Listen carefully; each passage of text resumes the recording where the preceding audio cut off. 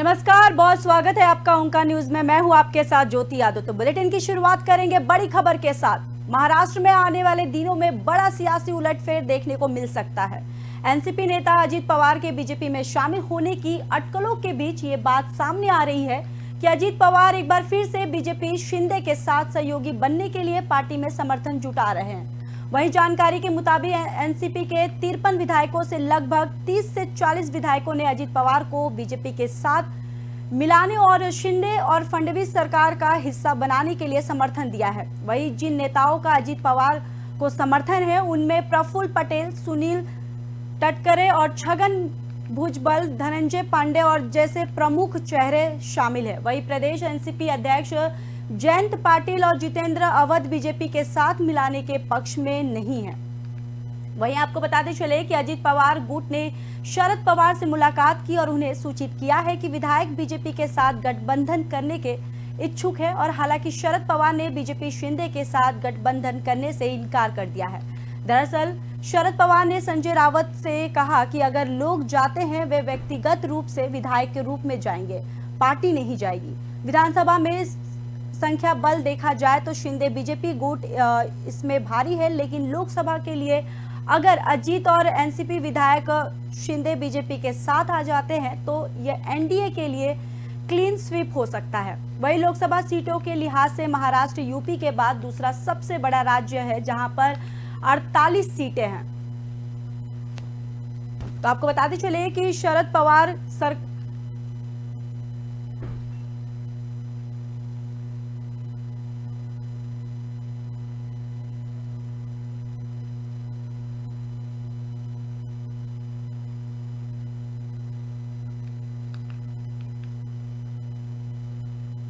तो जिस तरीके से देखा जा सकता है कि महाराष्ट्र की जो राजनीति में अब उथल पुथल देखने को मिल सकता है, वही एनसीपी नेता अजीत पवार के बीजेपी में शामिल होने की अटकलों के बीच भी ये बात सामने आ रही है। वही आपको बताते चले कि अजीत पवार एक बार फिर से बीजेपी शिंदे के साथ सहयोगी बनने के लिए पार्टी में समर्थन जुटा रहे हैं। वहीं आपको बताते चले कि जानकारी के मुताबिक एनसीपी के 53 विधायकों में से लगभग 30 से 34 विधायकों ने अजीत पवार को बीजेपी के साथ मिलाने और शिंदे फडणवीस सरकार का हिस्सा बनाने के लिए समर्थन दिया है।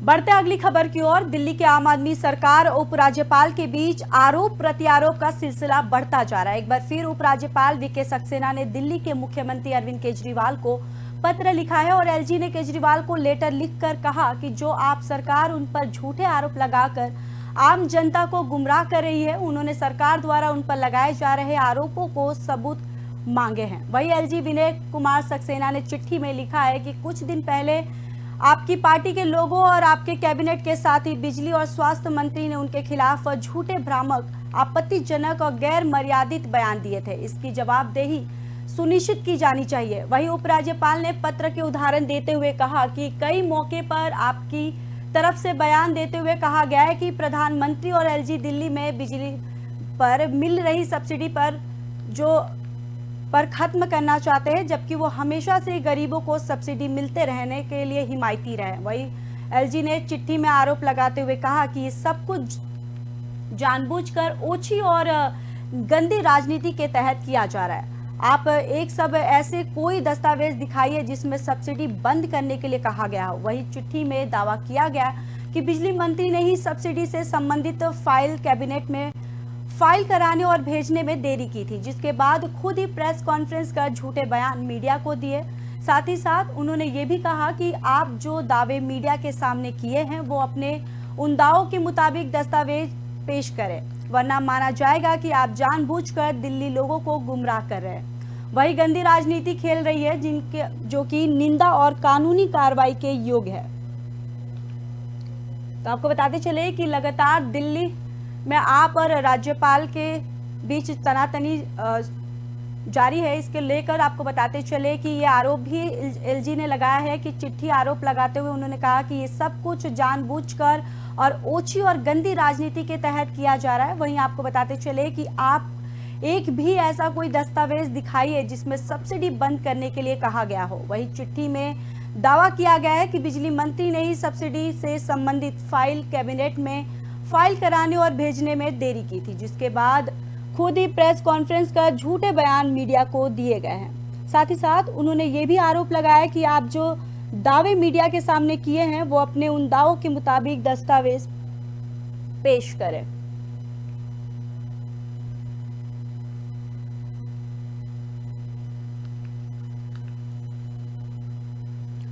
तो आपको बताते चले कि दिल्ली के एलजी और सीएम अरविंद केजरीवाल के बीच तनातनी जारी है, जिसको लेकर आपको बताते चले कि विनय सक्सेना ने कहा है कि आप झूठी राजनीति करती है। साथ ही साथ उन्होंने ये भी कहा कि बिजली पर जो मिल रही सब्सिडी पर जो खत्म करना चाहते हैं, जबकि वो हमेशा से गरीबों को सब्सिडी मिलते रहने के लिए ही हिमायती रहे। वहीं उन्होंने ये भी कहा कि एलजी ने चिट्ठी में आरोप लगाते हुए कहा कि ये सब कुछ जानबूझकर और ओछी और गंदी राजनीति के तहत किया जा रहा है। वहीं आपको बताते चले कि आप के भी ऐसा कोई दस्तावेज दिखाइए जिसमें सब्सिडी बंद करने के लिए कहा गया हो। वहीं चिट्ठी में दावा किया गया कि बिजली मंत्री ने ही सब्सिडी से संबंधित फाइल कैबिनेट में फाइल कराने और भेजने में देरी की थी, जिसके बाद खुद ही प्रेस कॉन्फ्रेंस कर आपने झूठे बयान मीडिया को दिए हैं। उन्होंने ये भी कहा कि आपने जो दावे मीडिया के सामने किए थे वो अपने उन दावों के मुताबिक दस्तावेज पेश करें, वरना मान जाइएगा कि आप जानबूझकर दिल्ली लोगों को गुमराह कर रहे हैं। साथ ही साथ उन्होंने ये भी आप पर आरोप लगाया है कि गंदी राजनीति खेल रही है आप सरकार।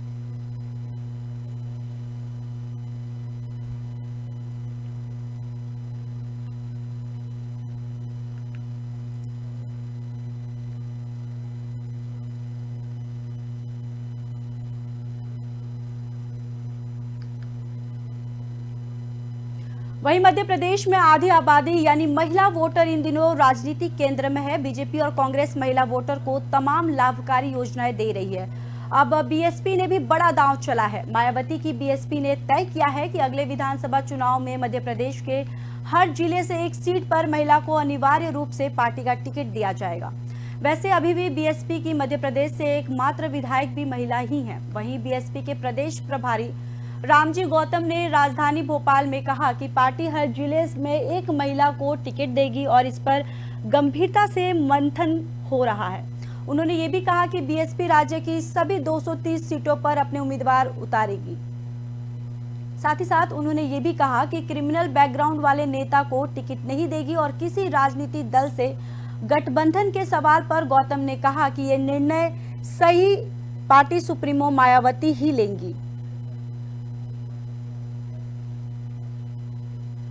तो आपको बताते चले कि एमपी विधायक चुनाव के लिए तैयारियां तेज हो गई हैं, जिसको लेते हुए मायावती की बीएसपी ने भी तय कर लिया है कि अगले विधानसभा चुनाव में मध्य प्रदेश के हर जिले से एक सीट पर महिला को अनिवार्य रूप से पार्टी का टिकट दिया जाएगा।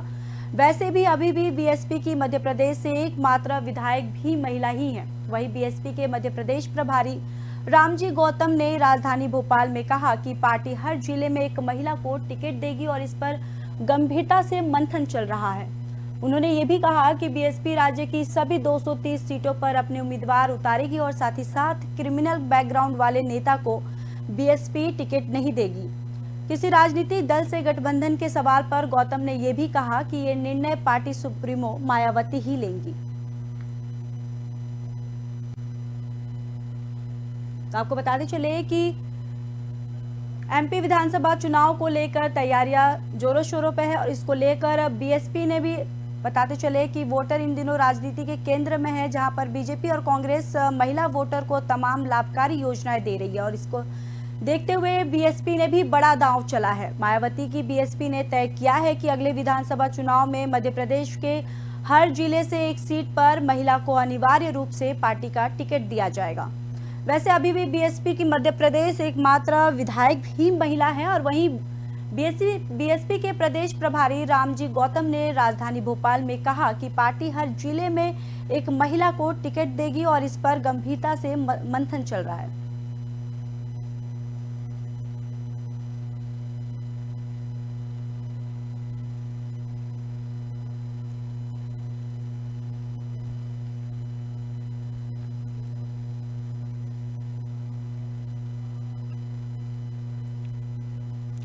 प्रयागराज के माफिया बदर अतीक अशरफ के हत्यारों को वेस्ट यूपी के सुंदर भाटी गैंग से कन्वेंशन सामने आ रहा है। आपको बताते चले कि कनेक्शन सामने आ रहा है। वहीं माना यह भी जा रहा अतीक पर गोली चलाने वाला शूटर सनी सुंदर भाटी ने जेल में मिला था और भाटी गैंग से ही उसे महंगी जिगाना पिस्टल प्राइवेट मिली थी उसको, जिसका इस्तेमाल अतीक शूटर आउट में हुआ था। वही आपको बताते चले कि वेस्ट यूपी का बदमाश सुंदर भाटी गैंग का सरगना है। 1993 से पहले सुंदर नोएडा के गांव घंगोला का एक सामान्य स्क्रैप कारोबारी था। वहीं गाजियाबाद में कई लोहा फैक्ट्री हैं। ट्रकों से सरिया चोरी करवाकर बाजार में सस्ते दामों पर बेचता था। धीरे धीरे फैक्ट्रियों के स्क्रैप बिक्री कारोबार पर भी कब्जा कर लिया है और कबाड़ के धंधे का माफिया बन गया है। वहीं आपको बताते चले कि 1993 में सुंदर भाटी ने दनकोर के मदन शर्मा का खून कर दिया था और ये इसकी जिंदगी का पहला मर्डर था। वहीं 2000 के दौर में सुंदर का संपर्क बुलंदशहर के जतन सिरोही से हुआ। जतन जब वेस्ट यूपी का बड़ा बदमाश था। जतन की मदद से कबाड़ का धंधा करने वाला सुंदर रंगदारी, फिरौती और हत्या, जमीन पर कब्जे जैसे काम करने लगा।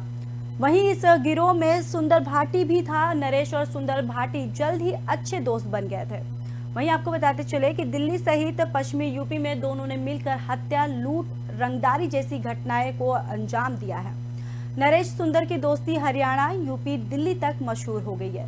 दोनों दोस्त एक दूसरे पर जान छिड़कते हैं और इतना ही नहीं, नरेश भाटी के परिवार वालों की मौत का बदला भी सुंदर ने जान की ही बाजी लगाकर लिया था।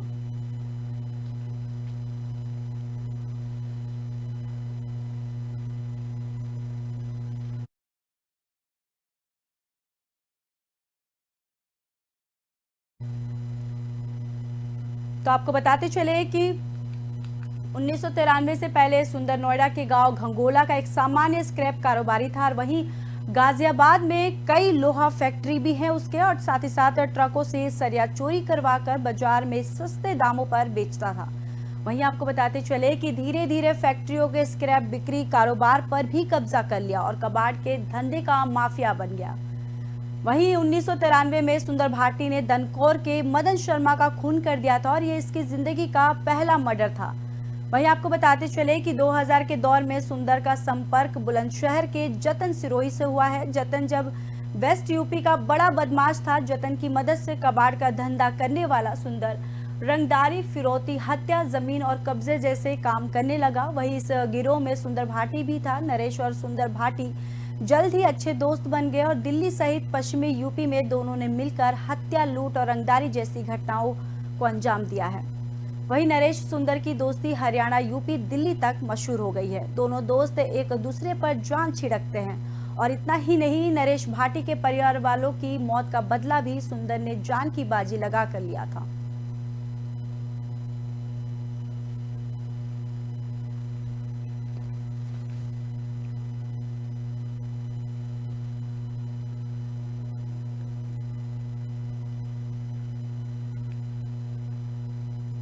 वहीं सेम सेक्स मैरिज को कानून मान्यता देने की मांग करने वाली 15 याचिकाओं पर सुप्रीम कोर्ट ने सुनवाई हुई है। वहीं chief justice D Y Chandrachud, justice S K. Kaul, justice S. Ravindra Bhat, justice P S. Narasimha और जस्टिस हिमा कौली की 5 जजों की संवैधानिक बेंच सुनवाई की है। और आपको बताते चले कि सॉलिसिटर जनरल एस.जी. मेहता ने कहा कि सेम सेक्स मैरिज का मुद्दा ऐसा नहीं है जिस पर एक पक्ष में बैठे 5 लोग और दूसरे पक्ष में बैठे 5 लोग और बेंच पर बैठे 5 विद्वान बहस कर सके।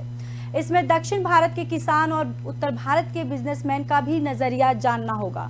वहीं वरिष्ठ वकील मुकुल रोहतगी ने कहा, हम अपने घरों में प्राइवेसी चाहते हैं और साथ ही ये भी कि हम सार्वजनिक जगहों पर कोई लांछन न सहना पड़े। हम चाहते हैं कि 2 लोगों के लिए शादी और परिवार को लेकर वैसी ही व्यवस्था हो जैसी अभी दूसरों के लिए चल रही है। शादी और परिवार की हमारी समाज में इज्जत होती है और कानून में इस मामले पर आपराधिक और अप्राकृत हिस्सा हट गया है। ऐसे में हमारे अधिकार भी समान है। और वहीं एक याचिकाकर्ता ने कहा, हम बूढ़े होते जा रहे हैं और हम भी चाहते हैं कि शादी की सम्मान हो। आज स्थिति क्या है, ये जो लोग हैं इन्हें गे कहा जाता है, किन्नर कहा जाता है। अगर कहीं जाते हैं तो लोग इन्हें देखने लगते हैं। वही आर्टिकल 21 के तहत ये अधिकारों पर प्रतिबंध और उसका उल्लंघन है और अपने ही अनुज गर्ग के केस में सेक्स की परिभाषा को माना है और जिसमें कहा गया था कि सेक्स के मायने यौन इच्छा से ना किसी के पुरुष या महिला होने से है।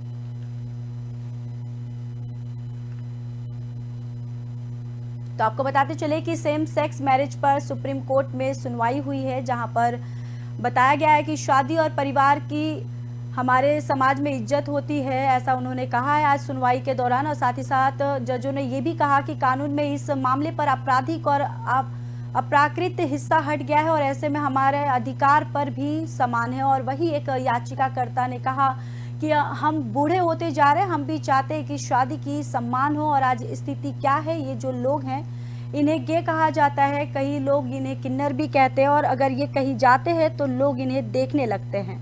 वहीं अगर बात करें आर्टिकल 21 के तहत ये अधिकारों पर प्रतिबंध और उनका उल्लंघन है। अपने ही अर्जुन गर्ग के केस में सेक्स की परिभाषा को माना जाना है और इसमें कहा गया था कि सेक्स के मायने यौन इच्छा से ना किसी के पुरुष या महिला होने से है।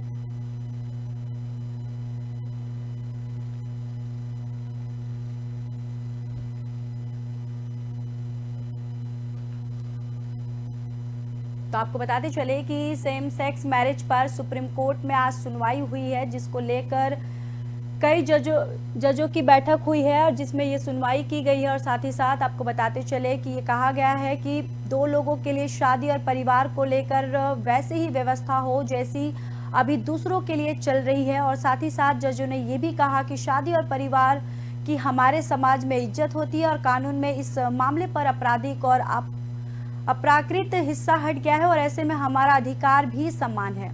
वहीं उन्होंने ये भी कहा कि याचिकाकर्ता में कहा हम बूढ़े होते जा रहे हैं और हम भी चाहते हैं कि शादी की सम्मान हो।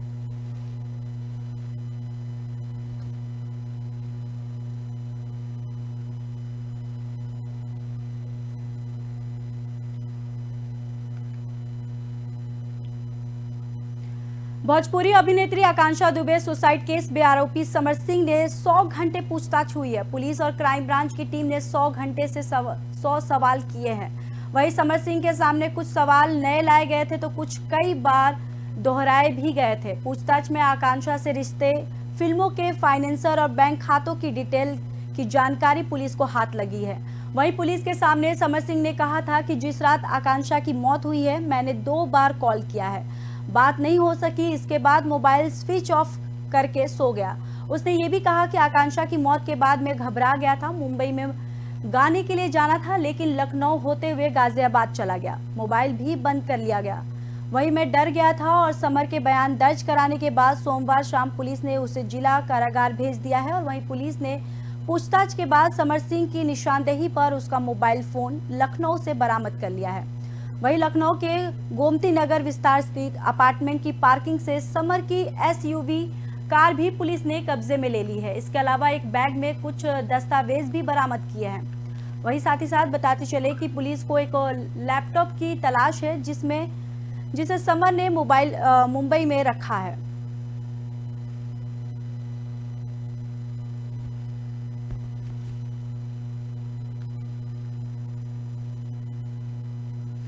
दिल्ली में कोरोना की जांच बढ़ने के साथ मामले में भी बढ़ोतरी हो रही है। सबसे ज्यादा तेजी पूर्वी दिल्ली में देखी जा रही है। यहां कोरोना संक्रमण दर 40% के करीब पहुंच गई है, जबकि उत्तर पूर्वी दिल्ली में सबसे कम संक्रमण दर 17% के करीब है। वहीं डॉक्टरों की माने तो कोरोना का नया स्वरूप XBB 1.16.1 लोगों को तेजी से अपनी चपेट में ले रहा है। हालांकि गंभीर नहीं कर रहा है, लेकिन जो लोग पहले से हृदय, कैंसर, दमा, टीबी सहित अन्य बीमारियों से पीड़ित हैं, उन्हें संक्रमित करने के साथ गंभीर बना रहा है। यही कारण है कि अप्रैल महीने में कोरोना से काफी मरीजों ने दम तोड़ दिया है। वहीं स्वास्थ्य विभाग के कोरोना ऐप के मुताबिक दिल्ली के अस्पतालों में अभी 325 मरीज भर्ती है। इनमें से 35 मरीज आईसीयू के साथ वेंटिलेटर पर भर्ती हैं और ये सबसे गंभीर मरीज है। वहीं आपको बताते चले कि इनमें से ज्यादातर मरीज कोरोना के साथ अन्य रोग से भी पीड़ित हैं। वहीं अस्पतालों में भर्ती मरीजों में से 310 मरीज ऑक्सीजन सपोर्ट पर, 105 मरीज वेंटिलेटर पर भर्ती हैं। इसी पर डॉक्टरों का कहना है कि अभी कुछ और दिनों तक कोरोना के मामलों में तेजी रहने की आशंका है। इन दिनों विशेष रूप से सतर्क रहने की जरूरत है। अगर सख्ती के साथ कोविड नियमों का पालन करते हैं तो संक्रमण फैलने से खतरा कम रहेगा। साथ ही अन्य बीमारियों से पीड़ित मरीज भी सुरक्षित रहेंगे। केंद्रीय स्वास्थ्य मंत्रालय के मुताबिक दिल्ली में कोरोना संक्रमण दर तेजी से बढ़ रही है। पिछले सप्ताह के मुकाबले दिल्ली के जिलों में 7 से 10% तक की बढ़त देखी गई है। वहीं मंत्रालय के मुताबिक दिल्ली के जिलों में 9 अप्रैल से 15 अप्रैल तक संक्रमण दर का आंकड़ा 37% के स्तर पर पार हो गया।